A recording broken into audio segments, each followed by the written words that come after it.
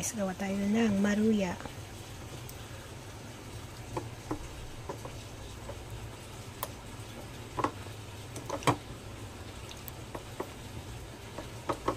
Yan, meron na siyang harina. Tapos, number 1, class A na flour. And then, tapioca flour, baking powder, at little salt.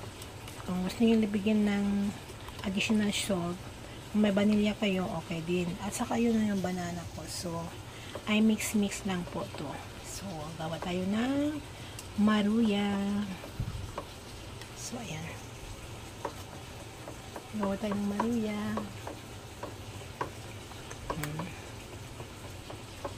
Ang kulit naman tong Alexias na to eh.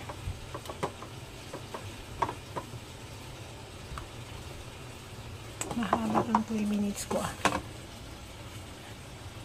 Ay. Kailangan mix lang natin mabuti.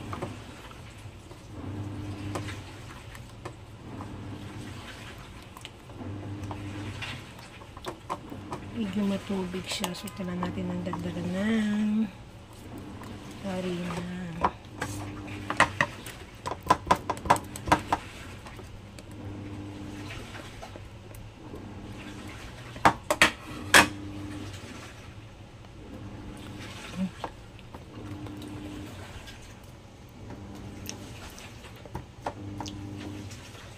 Matubig siya.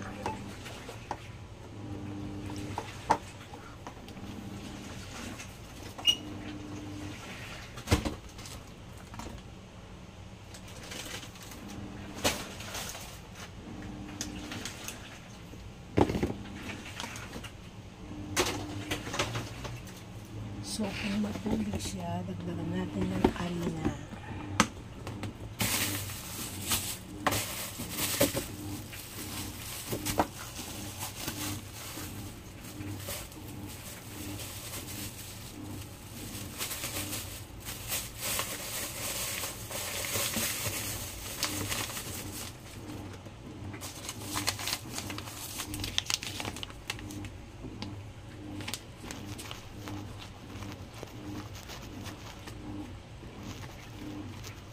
Okay.